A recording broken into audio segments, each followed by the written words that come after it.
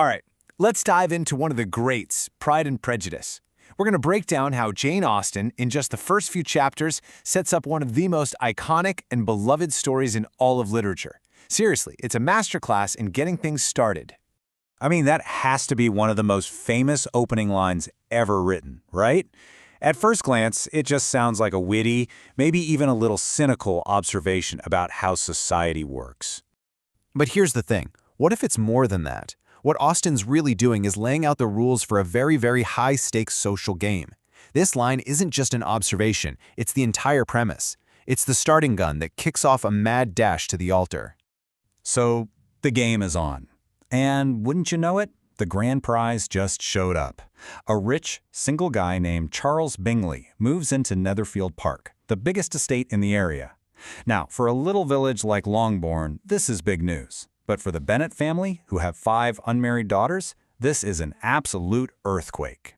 And the first thing on everyone's lips is this number, £5,000 a year. Now, you got to understand, for that time, this was a staggering fortune. So Mr. Bingley isn't just a new neighbor, he's a walking, talking, financial opportunity. Austen makes it crystal clear from the get-go that marriage isn't just about love, it's a business transaction. And the two people at the heart of this frenzy are the Bennet parents.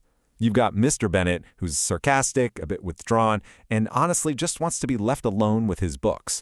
And then you have his polar opposite, Mrs. Bennet. Her entire life's purpose, her one single goal, is to marry off her 5 daughters. To her, Mr. Bingley is basically a prize to be won. Their whole dynamic is just her frantic plotting versus his dry wit. All right, so the first major showdown happens at the Meryton Ball. Think of this as the social battlefield. It's everyone's first chance to size up the newcomers, and believe me, first impressions are everything. The stakes are incredibly high. And here are our two main guys. On one hand, you have Mr. Bingley. He's an instant hit, charming, friendly, and he dances with Jane Bennet, the eldest daughter, twice. That's a huge deal. On the other hand, you have his friend, Mr. Darcy.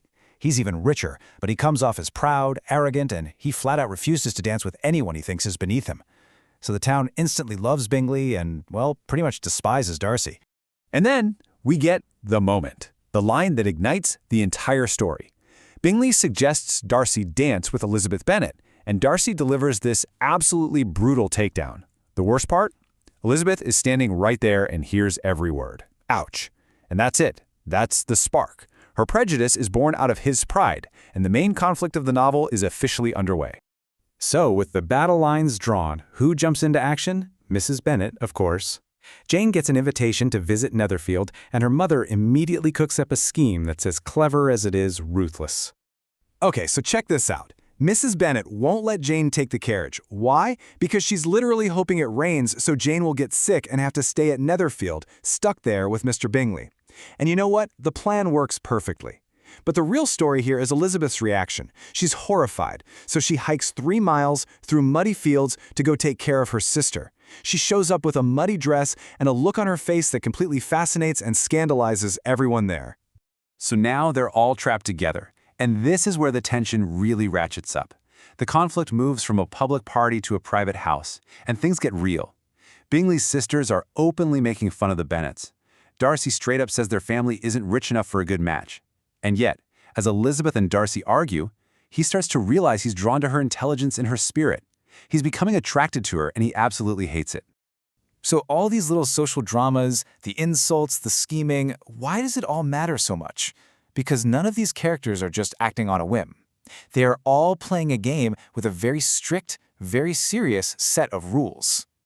See, Austen was a master of what's called the novel of manners.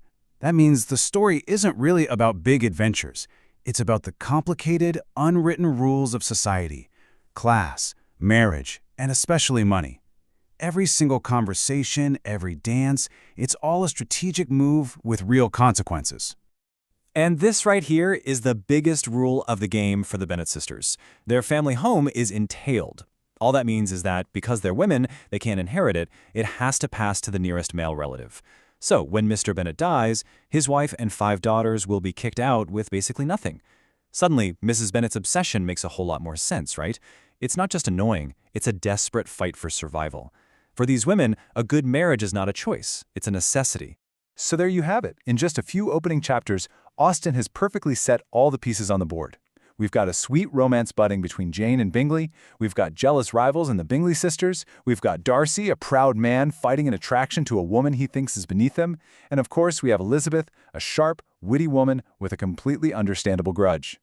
And that leaves us with the huge question that powers the rest of this amazing story. In a world where every decision is dictated by money and social standing, can you play by those rules and still find something real? Is it possible to win the game and also win true love? That's the challenge Austen lays out, and it's why these opening chapters are just pure genius.